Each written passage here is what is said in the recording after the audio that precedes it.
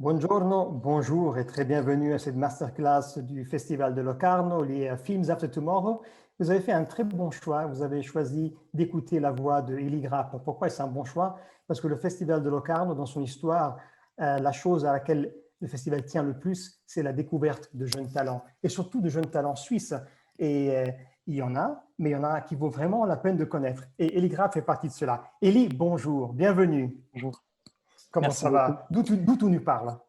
Je vous parle du bureau de production qui a bien voulu m'accueillir pour la connexion Internet qui est très bonne. Et tu es à Lausanne? Je suis à Vevey. Ah, voilà. Tu aurais dû peut-être être en Ukraine. C'est justement pour ça qu'il y a Film After Tomorrow. C'est parce qu'il y a un film que tu es en train de tourner en Ukraine et qui a été justement stoppé à cause du Covid et qui va reprendre le plus vite possible. On va revenir justement avec des invités. On a 3 jeunes qui vont parler avec toi, t'interroger parce qu'ils sont vraiment très préparés sur ton parcours et surtout pour la découverte de ton regard cinématographique. J'aimerais juste commencer par un petit truc sur le regard. Parce que tu sais, Breton disait que l'amour, c'est regarder dans la même direction. Nicholas Ray disait qu'un acteur, c'est 90% dans le regard. Et il y a quelque chose dans ton regard qui a sans doute frappé la direction artistique et le comité de sélection de Films After Tomorrow. On a perçu un regard dans ton projet cinématographique, mais il y a vraiment quelque chose dans ton regard. Alors, la toute première question, c'est une citation. Monsieur Eli Grapp, vous a-t-on déjà dit que vous avez le regard d'un assassin? Non, mais je prends. Assassin, non, je ne saurais pas quoi faire de cette citation pour l'instant, mais j'espère n'assassiner personne, ni rien. Au contraire. Mais oui, c'est intéressant de commencer sur le regard parce que ce film, j'ai voulu vraiment que ce soit qu'il soit à la hauteur du point de vue de mon personnage. Et donc tout l'exercice pour moi, c'est de ne pas être seulement dans mon regard à moi, mais d'essayer d'être aussi dans celui à la fois de mon personnage et de mon interprète. Donc j'essaie de ne pas tout à fait être un assassin, justement. Non, je crois que là, le côté assassin, c'est vraiment dans l'intensité, parce qu'il y a vraiment une envie d'observer les personnes, on va en parler, un regard de fiction qui est très près du documentaire aussi, de la passion justement pour le vivant. Mais pour parler de tout ça, je vais te présenter 3 jeunes qui ont cette passion pour le cinéma, qui ont fait partie de Cinema Gioventù. Cinema Gioventù, c'est sans doute la plus vieille des initiatives du Festival de Locarno qui concerne la formation et les jeunes talents, parce que ça a commencé déjà dans les années 60, mais c'est en même temps la plus jeune, parce que par rapport, par exemple, à l'Académie, qui prend des talents à partir de 20 ans, 22 ans, là, justement, c'est un tout petit peu avant, c'est des jeunes talents suisses et du nord de l'Italie, mais je vais te présenter les 3 qui seront avec nous ce soir. Je vais commencer par Malika Brigadois. Bonsoir Malika. Bonsoir. Je t'en prie, présente-toi à Eli et au public. Alors, j'étudie le cinéma et l'archéologie à l'Université de Lausanne et je m'intéresse tout particulièrement à la vulgarisation de l'histoire et de l'archéologie par le biais du cinéma. Et puis, après mon passage à Cinema Gioventù, j'ai eu l'occasion de reprendre l'antenne neuchâteloise de la tribune des jeunes cinéphiles. Donc, on sort avec plusieurs jeunes une fois par mois et on va regarder des films. Ensuite, on les critique, on rédige ensuite des petits textes. Et on participe aussi au festival puisque c'est l'occasion de découvrir des autres films qui ne sortent pas en salle, qui valent la peine d'être vus. Voilà. Voilà, donc un profil très passionné. On a aussi avec nous Félicien. Félicien, bonsoir. Bonsoir. Ah, bonjour. Bonjour. Donc, moi, c'est Félicien.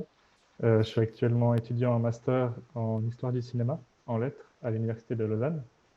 Et du coup, mon projet professionnel, ce que j'aime beaucoup faire, c'est plutôt tout ce qui concerne la promotion, la distribution de la culture de manière générale, pas forcément en lien avec le cinéma.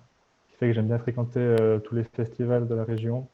Par exemple, là, je suis stagiaire au Festival des films comiques à Vevey. Merci beaucoup Félicien. Et on a une 3e participante, c'est Indra. Bonsoir. Bonjour. Indra. Bonjour. Mais qu'est-ce que Bonjour, bonsoir. On est dans les différentes time zones. Quelque part, j'ai raison. C'est ça. Oui, alors je m'appelle Indra Critin, j'ai 21 ans et là je fais ma dernière année de bachelor en philo et puis en cinéma. Et puis, j'aime beaucoup la photo, enfin tout ce qui touche à l'image en général. Et j'ai eu l'occasion de faire déjà le jury des jeunes l'année passée dans la section donc, des courts-métrages. Et là, je trouvais intéressant d'analyser, en plus d'analyser des projets plutôt de longs-métrages. Donc, je suis ravie d'être parmi vous. Voilà, alors, tous les trois, tout le monde ensemble, on va essayer de découvrir justement le monde d'Eli Grapp. Nous, on a eu la chance de l'avoir l'année passée à la Filmmakers Academy du Festival de Locarno. Maintenant, il est dans le film After Tomorrow concours. Donc, Locarno veut vraiment suivre le parcours d'Eli Grapp. Alors, vous, comme jeune passionné de cinéma, vous avez eu la chance de voir les courts-métrages de Eli et de lire 2 mots sur son projet. Qu'est-ce qui vous a fasciné? Qu'est-ce qui vous amène ici aujourd'hui de lui poser des questions? Quelle est la première chose que vous voulez lui demander? Vas-y, Malika. Vous faites les timides au début. Malika, je vais. Moi, j'ai trouvé intéressant en fait de travailler avec des athlètes de haut niveau. Donc, si j'ai bien compris, ils ne sont pas des acteurs professionnels. Et je me demandais en fait en quoi ça avait changé ton attitude sur le tournage. Si par exemple ça avait demandé plus de temps, si ça avait modifié le scénario au moment du tournage. Tu fais référence au court-métrage ou au projet de long-métrage? Au projet de long métrage. Mais si j'ai bien compris, c'est aussi le cas dans Suspendu. Donc, oui, c'était déjà le cas. Effectivement, c'est principalement des noms professionnels. Il y a presque pas d'acteurs du tout dans le film, d'acteurs professionnels. Et en même temps, comme je travaille sur la gymnastique, comme le film s'articule autour de ça, mes interprètes, elles sont plus professionnelles que des actrices professionnelles, puisqu'elles elles sont dans leur propre milieu. Et moi, ce que j'ai essayé de capter avec ça, c'est la vérité de ce qu'elles sont, c'est-à-dire à la fois gymnastes, habitués au centre, à l'intensité d'un championnat, à ce que ça veut dire vivre dans un centre où tout est fait pour le sport. Et ça, j'ai pas eu besoin de le créer avec des interprètes professionnels, puisque c'est déjà la vie de mes interprètes. Est-ce que ça a changé de mon rapport sur le tournage? Déjà, c'est des choses très concrètes quand on filme de la gymnastique. Le tournage ne peut pas être organisé exactement comme on ferait d'habitude parce que c'est très dangereux, la gymnastique. Elles sont sur des barres à 2,50 m de hauteur. Elles font des figures. Donc forcément, le tournage, il est obligé de s'organiser. Les temps de tournage sont obligés de s'organiser autour de ça, de cette donnée-là. Et puis, il y a des interprètes suisses, il y a des interprètes ukrainiennes. Donc, il y a aussi la question de la langue qui est particulière sur le plateau. Et dont les interprètes, en tout cas sur cette première partie du tournage, se sont complètement débrouillés, même sans moi, quoi. Elles communiquaient avec Google Translate, avec évidemment le traducteur qui était là et qui suivait Nastia, l'interprète principale. Mais donc c'est vrai que le tournage a dû s'organiser un petit peu autour de ça. Voilà, je ne sais pas si je réponds complètement à la question. Oui, par contre, je rebondis sur la question de Malika. C'est à quel moment que tu vois qu'un danseur, qu'une athlète peut devenir un acteur, une actrice d'un film de fiction? C'est-à-dire à quel moment tu penses que cette réalité peut devenir une matière qui peut vraiment être travaillée pour devenir un film de fiction? Alors, c'est vrai que je commence très tôt le casting, en parallèle de l'écriture. En tout cas, c'était le cas pour Suspendu, mais même à l'échelle de ce projet-là, j'ai commencé très tôt. J'ai commencé il y a 2 ans et demi, quoi, à faire le casting. Et ça permet effectivement de remettre ce qu'on a écrit un peu tout seul avec Raphaël Desplechin, qui écrivait avec moi, de remettre ça de le confronter à la réalité des gens qu'on rencontre pour le casting, quoi. Après, je dois rajouter quand même que c'est pas l'histoire des interprètes. Je ne suis pas en train de fictionnaliser l'histoire de mes interprètes. Et ça, c'est important parce que finalement, comme ce n'est pas des acteurs professionnels, ils peuvent être fragiles avec cet exercice-là. Et la fiction les protège en quelque sorte. Donc c'est bien que ce ne soit pas leur vie.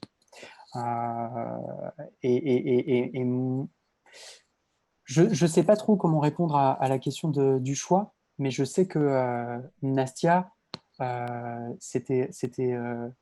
y avait quelque chose de très évident dans l'intensité de sa présence et dans son âpreté, quoi. Et j'avais l'impression que elle était un peu à l'image de ce qu'on avait envie de faire à l'écriture, c'est-à-dire une finesse dans le fait que parfois elle a l'air fermée et il suffit d'un geste, un regard, un mouvement pour que tout transparaisse de sa sensibilité et parfois de sa vulnérabilité ou de sa colère ou de plein de choses. Donc c'est une figure qui bouillonne en fait de choses. Donc ça allait tout à fait avec le personnage. Et après l'exercice, ça a été d'apprendre le français, de faire plein de répétitions et d'exercices finalement pour assouplir le jeu.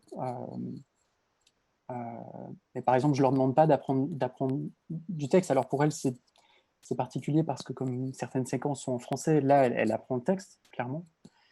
Mais pour plein d'autres séquences, c'est des choses qui sont faites aussi sur le plateau, autour de ce qu'elle propose, dans l'enjeu de la séquence, mais qui sont cherchées à partir de ses réactions, de ses émotions, et souvent de ses propres mots, finalement. Voilà, donc c'est vrai que le casting a une place hyper importante à cet endroit-là. Ouais.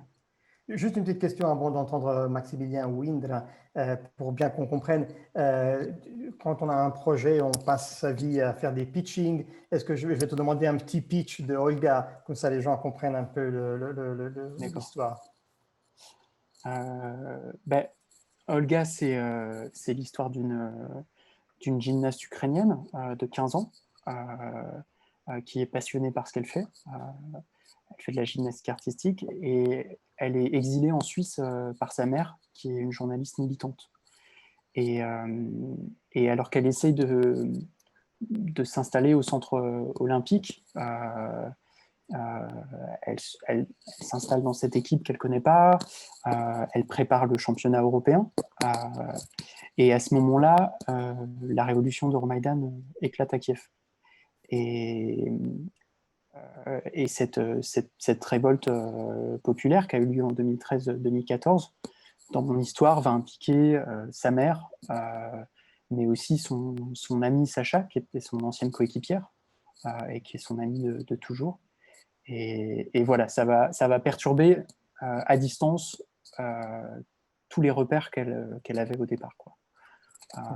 Voilà, je ne sais pas si c'est clair. C'est très clair. Tu en as fait du pitching. J'en ai fait quelques-uns, mais c'est normal. Maximilien ou Indra, come forward. Très bien, je peux un peu te poser une question de nouveau par rapport à la direction d'acteur. Donc c'est vrai que souvent dans tes courts-métrages ou dans ce long-métrage, tu as plutôt comme sujet des gens qui sont assez jeunes, des jeunes adultes ou des adolescents. Donc je vais te demander si déjà c'était un sujet qui était vraiment important pour toi, ou quelle était la relation par rapport à l'âge des protagonistes, et puis aussi si par rapport à des acteurs qui seraient plus vieux, est-ce que ça changerait ta relation par rapport à la direction, ou par rapport à justement le fait que, comme c'est des gens qui n'ont pas forcément l'expérience par rapport à l'acting, c'est plus simple pour toi d'avoir des personnes qui sont assez jeunes? Sur l'adolescence, moi, quand j'étais adolescent, j'étais au conservatoire. J'étudiais la trompette au conservatoire de Lyon. Et je suis resté une dizaine d'années, mais pendant toute une période, j'étais vraiment en classe à horaire aménagé. Donc, c'est-à-dire que je faisais des cours d'école au conservatoire, tout ça. Et je sais qu'après, quand j'étais à l'ECAL, j'ai beaucoup travaillé sur cette expérience, en fait, sur cette expérience du conservatoire, sur des registres d'ailleurs très différents, quoi. Mais quand je suis arrivé sur Olga et que je me suis questionné sur pourquoi je travaillais là-dessus et pourquoi je travaillais sur des adolescents, je me suis rendu compte que pour moi, dans ce que j'avais observé au conservatoire, l'adolescence, c'était vraiment un âge de passion et d'exigence. Et que c'était un âge où on cherche son désir et où on est prêt à se faire mal, en fait, parfois. Et puis, c'est un âge où l'identité est trouble jusque dans la chair, puisque le corps change. Et en même temps, c'est le pic d'une carrière de gymnaste.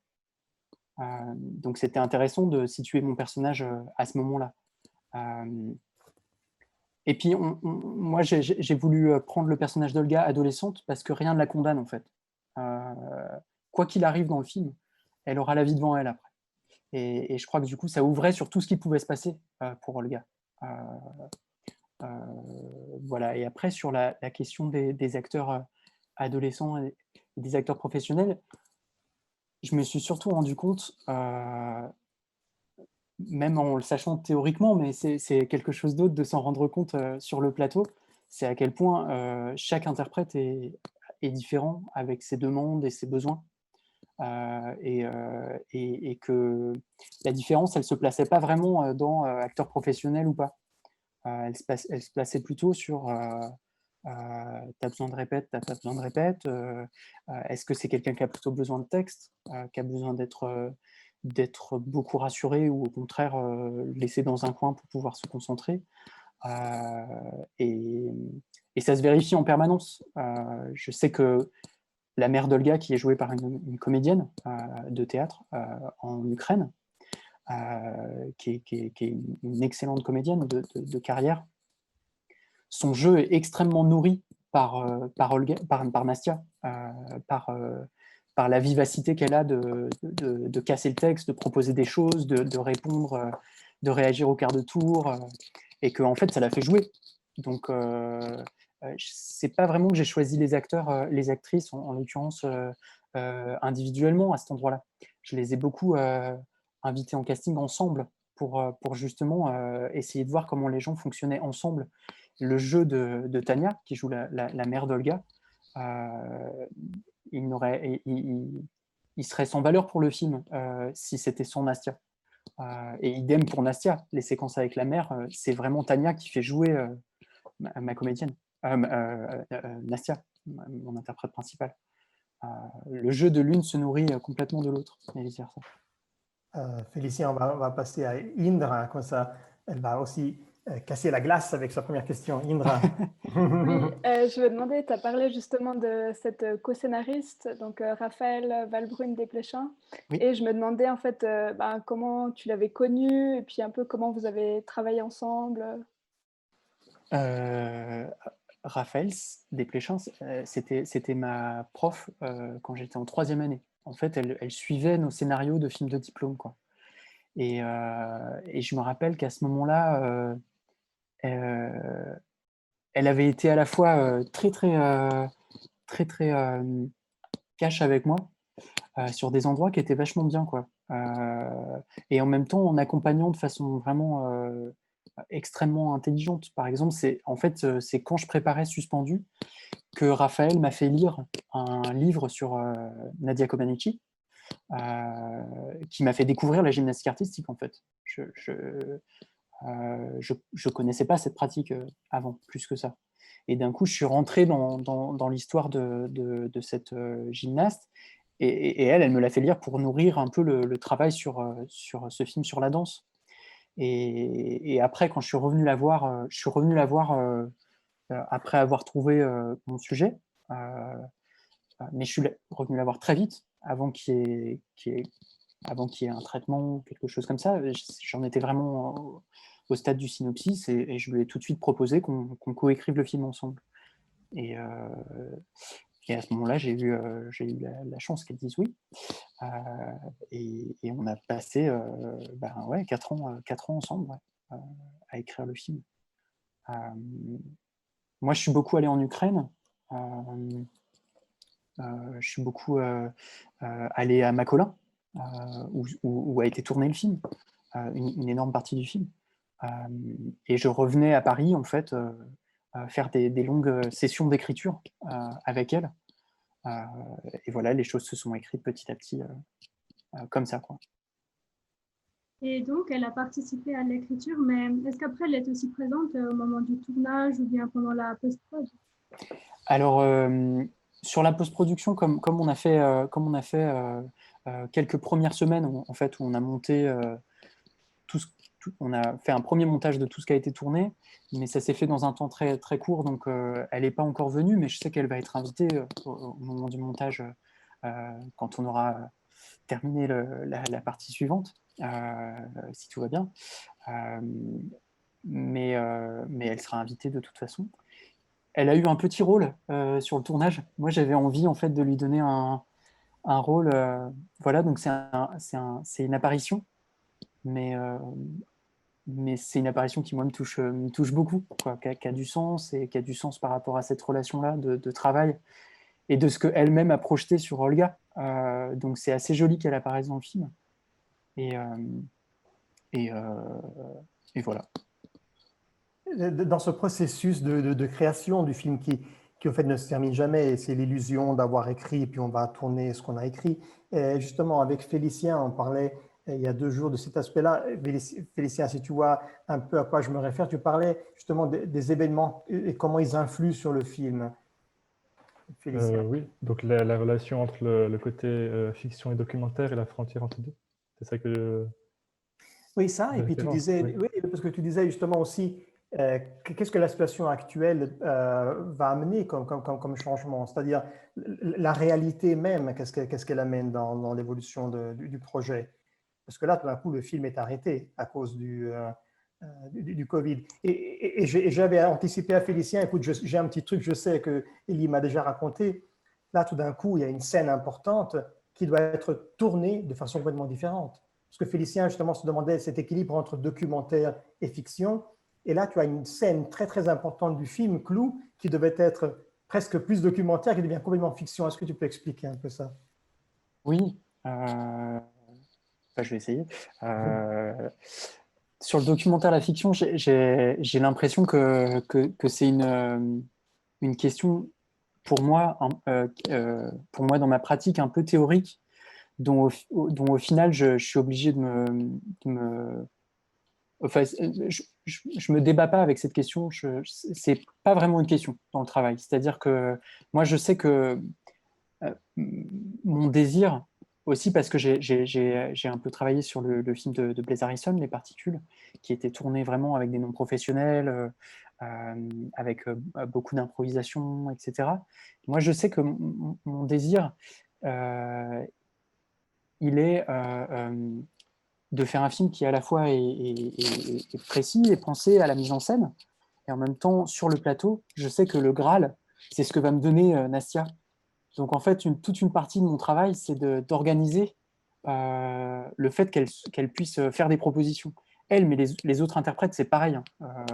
Les gymnastes suisses avec qui on a travaillé, le coach de l'équipe nationale qui joue dans le film. En fait, moi, toute une partie de mon travail avec elle, c'est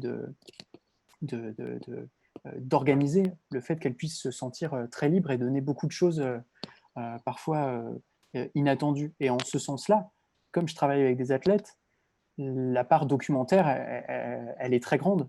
Mais en même temps, on peut dire qu'elle est contrebalancée par le fait que j'ai un regard dessus, avec une caméra qui fait des choses très précises, et que je monte, et que donc de toute évidence, c'est une fiction. Et cette question-là, elle est un peu sans fin, parce que il y a une plateforme géniale qui s'appelle Tank, par exemple, où on voit plein de documentaires de création super exigeants et super intéressants. Et bien sûr, c'est du documentaire parce que ça s'attache à l'observation du réel, et que moi, c'est écrit, et que je propose un programme à mes interprètes. Mais finalement, dans l'observation du réel, j'en suis là aussi. Je suis tout le temps à observer ce que me donne Nastia et qui était inattendu. Et d'ailleurs, c'est ça qui m'intéresse. Enfin, c'est ça qui me stimule, moi. Voilà, sur fiction documentaire. Je ne sais pas si c'est très clair. Et sur le fait que le film ait des nouvelles contraintes, Bah oui, c'est vrai. On était censé tourner pendant un championnat réel, qui était un long combat que j'ai mené, mais avec mes producteurs, hein, pour pouvoir affirmer dans les commissions que oui, moi ce que je voulais, c'était tourner pendant un championnat réel, parce qu'à mon sens, c'était pas reproductible, et que justement, je voulais avoir ce petit espace-là pour attraper des choses dans le réel. Et, et en même temps, ce que je voulais faire avec ça, c'était un mélange d'images documentaires et d'images complètement fictives qu'on aurait tournées de nuit, qu'on aurait mélangées avec nos images documentaires. Donc, c'est une construction aussi, j'ai envie de dire. Et là, notre option pour le championnat, c'est effectivement de reproduire un championnat. Comme j'ai la chance de travailler avec des producteurs et notamment un directeur de production qui est une sorte de virtuose, il a proposé à Stuttgart, qui était le championnat qui était censé nous accueillir, de réinstaller le championnat, mais pour nous, en fait. Alors, ça devrait se faire à l'automne, mais il y a énormément d'inconnus dans ces possibilités de tournage-là. On est encore très, très en discussion avec les uns et les autres sur les visas, sur pas mal de choses. Mais on va donc reproduire le championnat. Et je sors ces derniers jours de réunion avec la chef opératrice du film, Lucie Bodino, et avec qui on s'aperçoit que finalement, il y a des plans documentaires qu'on va enlever et qu'on va essayer de réinvestir dans nos plans fiction, en les rendant peut-être plus longs, plus... voilà. Et il y a plein de plans documentaires qu'on va en fait faire nous. Et ce sera vraiment des gens qui seront venus voir le tournage, donc c'est aussi des spectateurs. Et pour remplir le stade, alors ça c'est la grande question, on va travailler avec une société d'effets spéciaux qui s'appelle Micros, et qui va travailler en rotoscopie, c'est-à-dire qu'ils vont prendre tout ce qu'il y a autour des cadres que nous on aura fait, et pour pouvoir placer artificiellement des spectateurs dans le stade. Donc on va remplir le stade. Et en fait, après observation du découpage et de tout ce que ça pouvait permettre d'inventer aussi, c'est-à-dire comment on peut peut-être utiliser des images d'archives sur le quadruple écran qu'il y a au-dessus des stades et tout ça. Il y a plein de choses en fait à inventer autour de ça, autour de cette contrainte-là. Elle n'est pas seulement une contrainte, elle est aussi tout ce que ça peut permettre pour resserrer autour de l'enjeu du personnage, ce genre de choses. Des plans qu'on n'aurait pas forcément utilisés au montage. Et que là, on est obligé de faire le tri, mais je pense que c'est pour le mieux, de toute évidence. On gagne aussi parce qu'on n'est pas obligé de tourner de nuit pendant le vrai championnat. Donc du coup, les plans documentaires allaient être faits par une équipe B, sans nous, mais briefés par nous, et nous, on allait tourner de nuit. Donc tourner avec des athlètes de nuit, à un moment où la gym doit être extrêmement saisissante, c'était aussi un certain nombre d'inconnus, quel que soit le degré de préparation. Donc, de façon globale, mais sur cette partie comme sur les autres, si on arrive à fixer le tournage de la suite, en termes purement artistiques, je pense j'espère qu'on y aura gagné, quoi. Mais je pense que c'est aussi source d'invention et de re-questionnement et de choses positives, si on arrive à aller au bout, quoi. J'aurais juste une petite question. Tu as parlé très brièvement d'utiliser des images d'archives dans ton long-métrage. Ouais. Donc, je voulais savoir si tu avais un peu déjà une idée précise de quel type d'image tu vas utiliser. Si c'est des images professionnelles qui ont été tournées par les journalistes ou plutôt plus intimes qui ont été tournées sur des gens là-bas qui étaient là pendant la Révolution. Quel est ton rapport par rapport à ces images? Bien sûr. Ces images, moi, je les ai découvertes sur YouTube. Et je vais utiliser que des images faites par les gens qui auront été sur place. au cœur de l'action, quoi, de toutes sortes d'actions d'ailleurs, pas seulement violentes ou spectaculaires, mais aussi le quotidien de cette chose-là, et sans passer par le filtre d'un commentaire. Donc pas d'image télé, ni d'image professionnelle, justement. Et moi, quand j'ai commencé à les regarder, en passant comme ça de lien en lien, j'ai tout de suite été happé, pas seulement par la violence, mais par l'intensité, en fait, de ces images. Et évidemment, elle porte un contexte que nous, que le film devra restituer. C'est aussi les images d'une espèce d'urgence collective de filmer, ce qui est intéressant pour le cinéaste que j'essaie de devenir, d'observer ça chez des gens qui d'un coup ont l'urgence collectivement de filmer tout ce qui se passe. Et du coup, c'est un matériel énorme. Mais c'est aussi, au-delà de cette valeur documentaire qu'il faut évidemment respecter et prendre soin de ces images-là, c'est aussi paradoxalement les images les plus fantasmatiques du film. Elles ont une matière, elles ont quelque chose qui à mon avis, va pouvoir convoquer à la fois l'inconscient et l'imaginaire, non seulement de mon personnage, mais aussi du spectateur. Et je crois bien au-delà du contexte ukrainien. Voilà, et dans l'articulation de ces images et de son quotidien de gymnaste, donc, Olga, elle se retrouve dans un monde flottant, en fait, dans un espace entre deux. Et la mise en scène du film, elle s'articule comme ça, même s'il y a assez peu d'images dans le film. Mais finalement, la simple apparition impacte sur toute la mise en scène.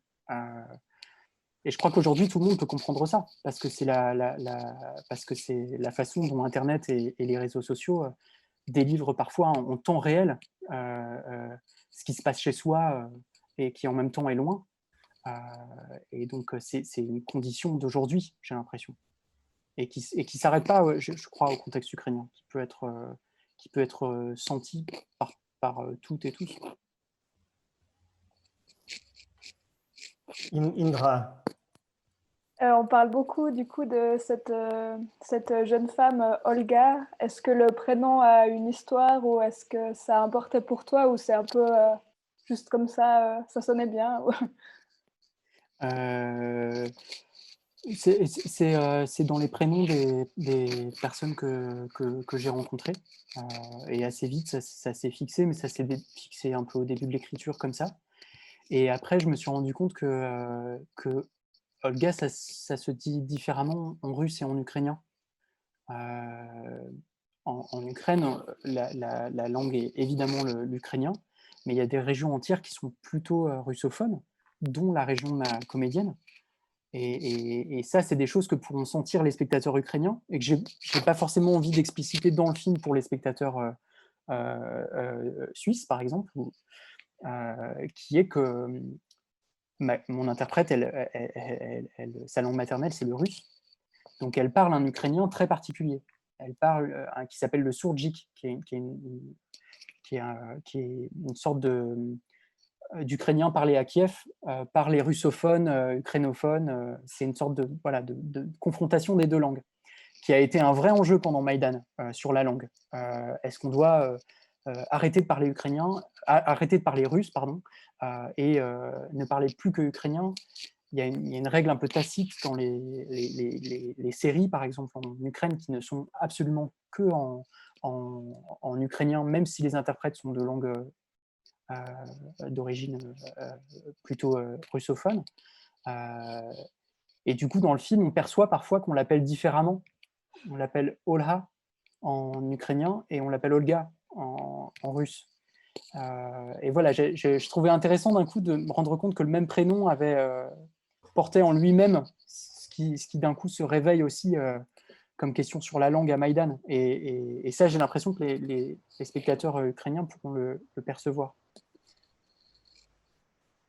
On a pas mal parlé du tournage, mais y a aussi un certain émerveillement au moment du montage où tu disais que Olga elle commençait à prendre vie. Et je me demandais en fait qu'est-ce qu'elle s'était métamorphosée à ce moment-là et qu'est-ce qui s'était peut-être remodelé dans le film, à cette partie-là du travail en fait.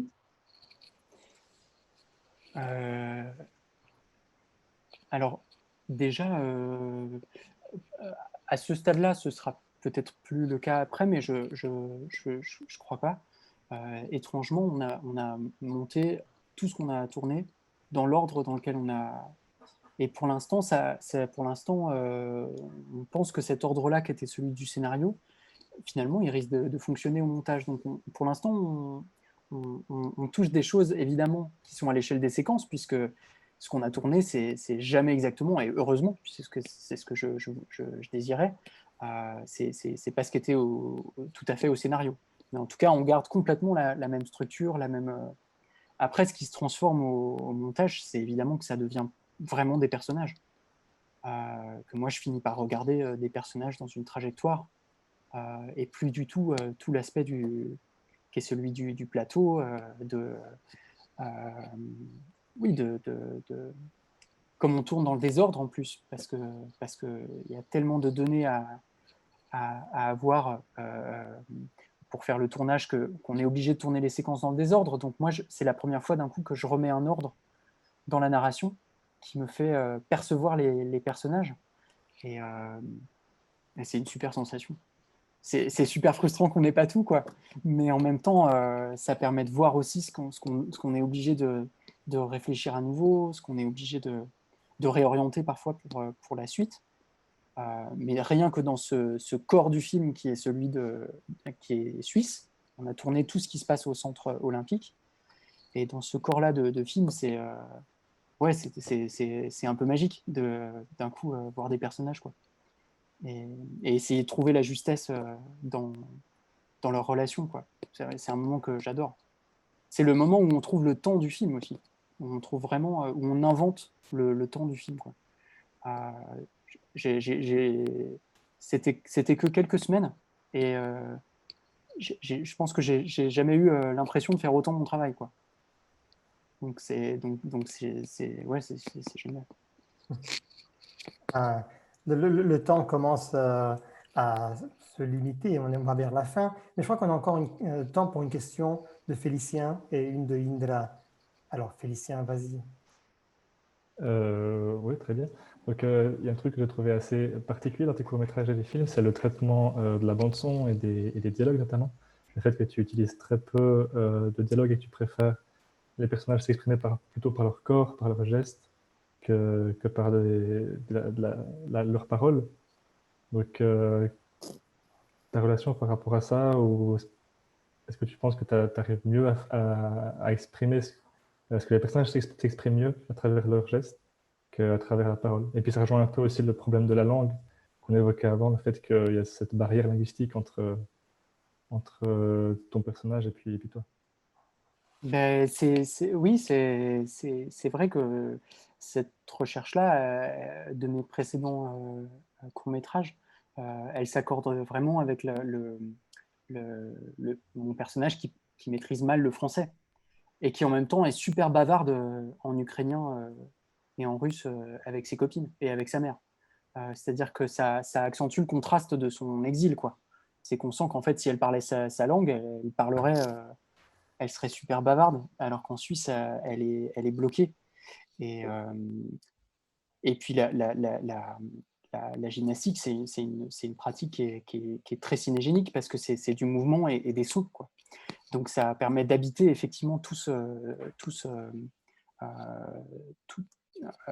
mutisme, en fait, et d'investir dramaturgiquement le son de ce qu'elle fait avec le fait qu'elle puisse pas parler et que les filles se parlent pas trop entre elles au début et des choses comme ça, quoi. Et moi j'avais envie que les sons soient aussi importants que les dialogues, en fait, qu'ils aient presque le même statut. Et d'ailleurs il y a 5 ou 6 langues dans le film, donc je voulais vraiment que les langues elles aient le même statut que les sons, quoi. C'est-à-dire c'est aussi aussi avant tout des sons. Parfois, on n'est pas obligé de tout comprendre ou tout suivre, quoi. On perçoit qu'il y a des intentions, mais voilà, j'avais envie de le traiter comme ça. Et de traiter le son du film dans sa dimension sérielle aussi. C'est aussi beaucoup de sons qui se répètent. Et il y a des films qui travaillent ça et qui m'ont énormément touché. Les films de Béla Tarr, les films de Gus Van Sant, qui travaillent beaucoup cette façon dont les sons reviennent et en même temps articulent le récit, quoi. Dessinent le récit, quoi. Donc voilà, vraiment comme une composition sonore, en fait, pour le film. Est-ce que tu as prévu de Et faire est-ce qu'il n'y avait pas déjà un peu cette dimension-là dans Suspendu? Oui. Si, c'est le même type de recherche, sauf que là, ce qu'il y a en plus, c'est les images d'archives. C'est-à-dire qu'à partir de l'arrivée des images d'archives, il y a quelque chose de nouveau dans le son. C'est que c'est aussi des sons percussifs, c'est aussi des sons... et ce que moi, j'aimerais bien créer, c'est qu'il semble que des sons de gym nous rappellent aux vidéos qu'on a vues, alors qu'elles ne font pas, que la gym et ces vidéos ne devraient pas se mettre ensemble, et que du coup c'est une tension supplémentaire dans le film, le son. À partir du moment où on aura eu ces sons de Maïdan, ça impacte sur toute notre sensibilité de comment on entend le reste du film, quoi. Voilà, par exemple, la musique, je pense que ce sera une recherche pas seulement, mais en partie très brutiste, quoi. En jonction avec le montage son, quoi. Pour pouvoir créer quelque chose comme ça, quoi. On a vraiment très peu de temps pour une dernière question de Indra. Toute dernière, oui. Donc là, on a plus parlé de tout ce qui est bande-son. En voyant justement le court-métrage Suspendu, ça m'a rappelé, bon, thématiquement, et puis certains traitements Black Swan. Est-ce que des cinéastes, par exemple, comme Aronofsky, bah, ça t'inspire, ou est-ce que tu as, à part, comme tu as dit avant, Béla Tarr et puis d'autres, des références comme ça pour Olga, par exemple? Bah, j'ai des références sportives. Moi, je me sens par exemple plus proche d'un film comme Foxcatcher sur le sport, qui articule pour moi vraiment qui fait vraiment des allers-retours entre la froideur de ce décor et des choses comme ça, et la façon d'être aussi dans les sensations de ce sport. Après, je sais pas si j'ai... C'est des références pour des films de sport que tu me demandes? En général, plus esthétique ou... Bah, moi, je me sentais très proche des films de Gus Van Sant, par exemple, de sa frange un peu Paranoid Park, ce genre de films. J'ai aussi revu récemment Oslo 31 août, par exemple, qui m'a vachement raconté ce que peut porter la solitude d'un personnage et sa traversée dans un espace dont il est plus tout à fait, dont il fait plus tout à fait partie. Et voilà, des films comme ça, quoi. Et après, il y a toute la partie aussi sur que faire avec les images d'archives, où je suis beaucoup revenu sur des références auxquelles je ne m'attendais pas moi-même, de Chris Marker, de Peter Snowden, qui a fait The Uprising, par exemple. Donc, c'est des références assez diverses, en fait. Voilà, sachant que ma question principale, qui me distancie peut-être un peu spécifiquement de Black Swan, par exemple, c'est que ma question, c'est comment mon personnage va concilier ce désir très fort et individuel qu'elle a pour la gym, et que j'essaye d'être avec ce désir jusqu'au bout, et d'un coup, le cours de l'histoire, en fait, l'histoire collective, bien plus grande que mon personnage. Donc, dans le film, j'essaie vraiment de penser les deux et de ne pas rester dans la gym elle-même.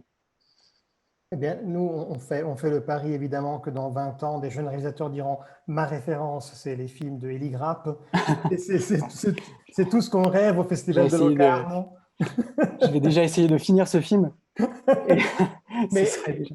une fois que le premier est fait, les autres viennent tout de suite ensemble.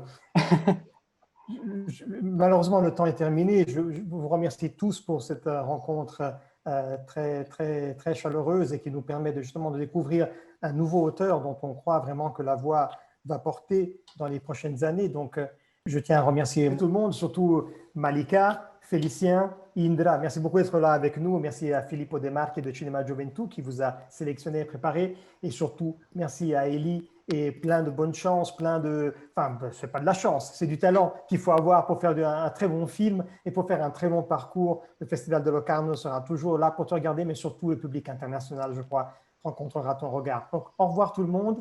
Merci beaucoup et merci aux spectateurs et spectatrices. À bientôt. Merci. Au revoir. Merci, au revoir.